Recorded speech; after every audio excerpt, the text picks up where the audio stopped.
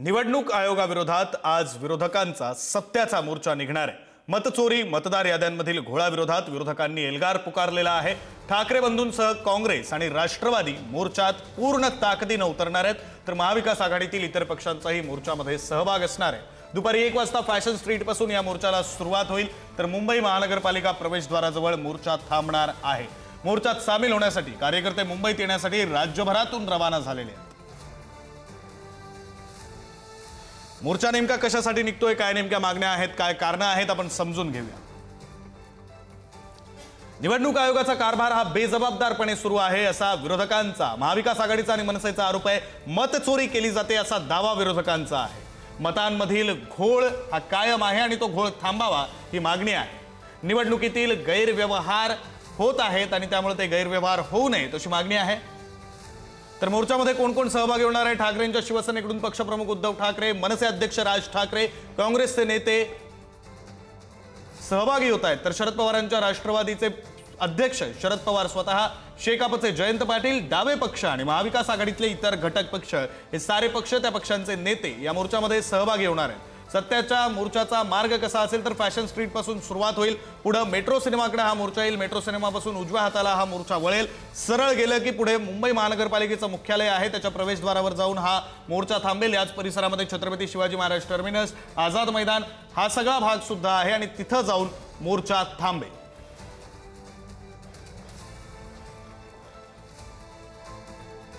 तर राज ठाकरे आज लोकलनं मोर्चास्थळी पोहोचणार आहेत। ते मुंबई लोकलनं प्रवास करून मोर्चाच्या ठिकाणी पोहोचणार आहेत। वाहतूक कोंडी टाळण्यासाठी ते लोकलनं प्रवास करणार आहेत। राज ठाकरे हे वाहतूक कोंडी टाळण्यासाठी म्हणून आजच्या सत्याच्या मोर्चाच्या ठिकाणी लोकलनं पोहोचणार आहेत।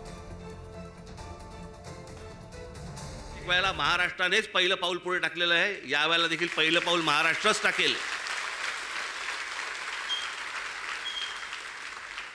आणि म्हणून तुम्ही सर्वजण मोठ्या संख्येने येत्या 1 तारखेला आपण दणदणीत पद्धतीने सर्वजण तिथे हजर राहाल अशी एक आशा अपेक्षा बाळगतो। मग अशी म्हटल्याप्रमाणे तिकडे बसेस सगळं किती होऊ शकणार आहे मला माहिती नाही आहे, कारण शक्य नाही होणार। त्याच्यामुळे मी स्वतः लोकलने येणार आहे।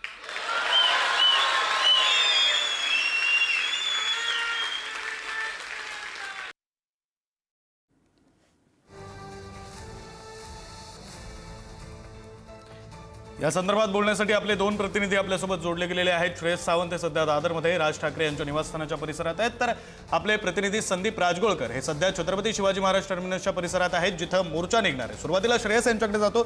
श्रेयस, राज ठाकरे आज लोकलनं प्रवास करून मोर्चाच्या ठिकाणी पोहोचणार आहेत। बरं, आज राज ठाकरे या मोर्चामध्ये सहभागी होत आहेत। आत्तापासूनच त्यांच्या निवासस्थानाच्या बाहेर कार्यकर्ते आले असतील किंवा ती वातावरण निर्मितीला सुरुवात झाली असेल, काय नेमके तपशील आहेत? खरं तर हे वेगळेपण आपल्याला जाणवत आहे, कारण एकंदर पाहायला गेलं तर मी शिवतीर्था बाहेर आहे। शिवतीर्था बाहेर आता खऱ्या अर्थानं दादर परिसरात पाऊस देखील पडतोय, त्यामुळे कुठे ना कुठे एक वेगळी गोष्ट ही पाहायला मिळते। तर वातावरण निर्मिती नसून ते शांतपणे लोकल ट्रेननी सर्वसामान्यांसोबत राज ठाकरे जाणार आहेत। जे वक्तव्य त्यांनी त्या दिवशी सभेत केलेलं ते वक्तव्य आता खरं होताना दिसतंय। एकंदर पाहायला गेलं सगळ्यात महत्वाची ही गोष्ट, आपण शिवाजी पार्कचा परिसर बघितला गेला तर पाऊस असल्यामुळे अनेक कार्यकर्ते जे आहेत ते 11:30-12च्या दरम्यान निघतात, मात्र मनसे अध्यक्ष राज ठाकरे हे 9:30च्या दरम्यान खऱ्या अर्थानं या शिवतीर्थ निवासस्थानातून निघतील। ते ट्रेन म्हणजे लोकल ट्रेन सर्वसामान्यांचं जो वाहन आहे, लाईफलाईन मुंबईची मानली विक्रांत, त्या लाईफलाईननी ते ट्रॅव्हल करणार आहेत।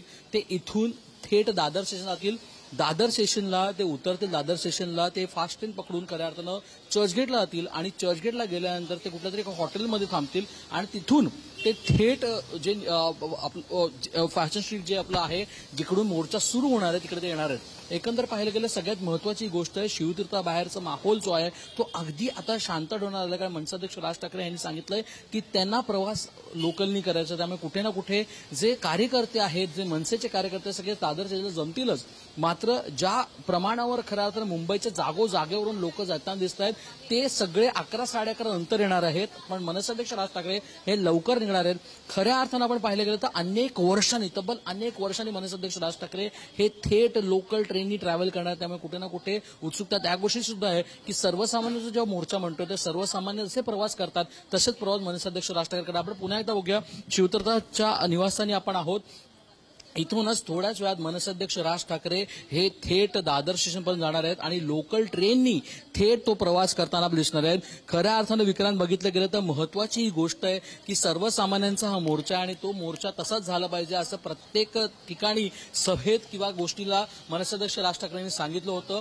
ते चित्र आपल्याला इथे पाहायला मिळेल कारण मनसे अध्यक्ष राज ठाकरे आज लोकल ट्रेननी लोकल जे लोक आहेत सर्वसामान्य त्यांच्याशी बातचीत करून खऱ्या अर्थानं ते तिकडे जाणार आहेत, त्या मोर्चाला सामील होणार आहेत.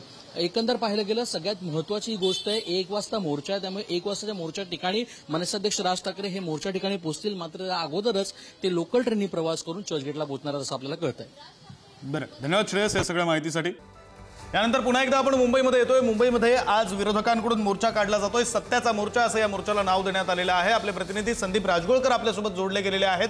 ते त्याच ठिकाणी आहेत जिथे हा मोर्चा निघणार आहे, छत्रपती शिवाजी महाराज टर्मिनसचा सगळा परिसर.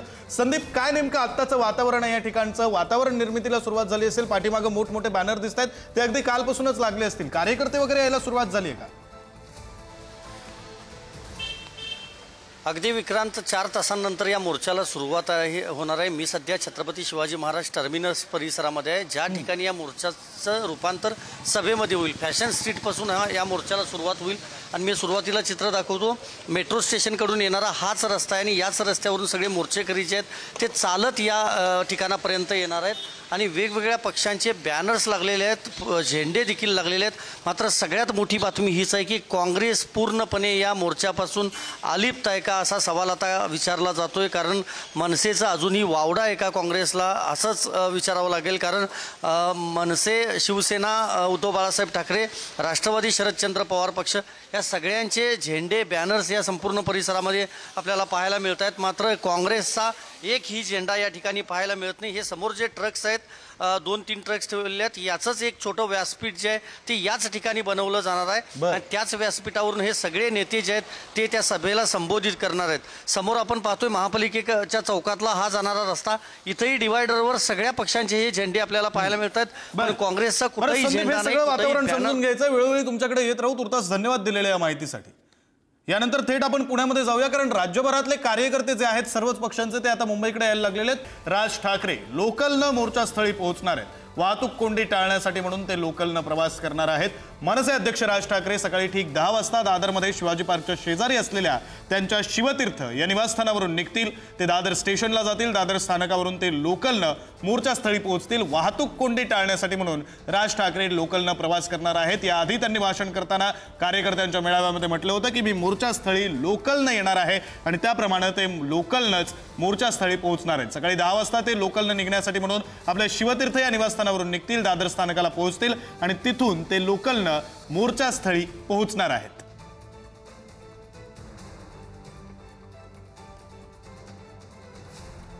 आपले प्रतिनिधी श्रेयस सावंत या संदर्भातले अधिकचे तपशील देतील. श्रेयस. अर्थानं विक्रांत, आपल्याला कळतं की मनसे अध्यक्ष राज ठाकरे जे आहे ते शिवतीर्थ या त्यांच्या निवासस्थानावरून सकाळी 10 वाजता म्हणजे अगदी 40 मिनिटांनी इथून निघतायत आणि थेट दादर स्टेशन जाणार आहेत आणि ते लोकल ट्रेननी प्रवास करणार आहेत. ते थेट लोकल ट्रेननी प्रवास करून ते दादर स्टेशनवरून चर्चगेट स्टेशनपर्यंत जातील आणि त्याच्यानंतर ते सर्वसामान्यांसोबत प्रवास करणार आहेत.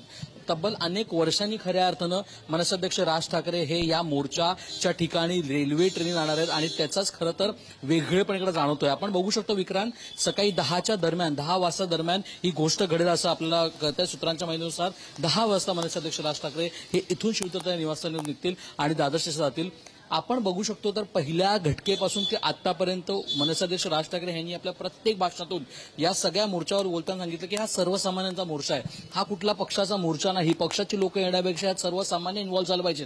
त्या सर्वसामान्यांसोबत आज मनसे अध्यक्ष राज ठाकरे प्रवास करतायत आणि ते चित्र आपल्याला इकडे पाहायला मिळत आहे.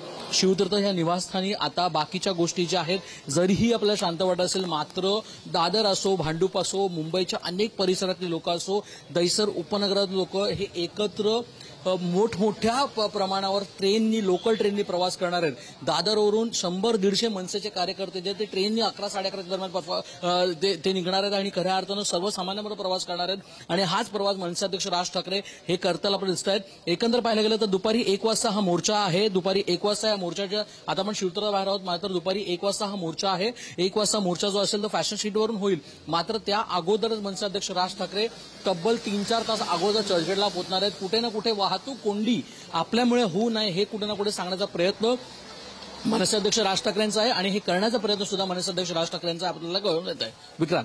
बरं, धन्यवाद श्रेयस या सगळ्या सविस्तर माहितीसाठी.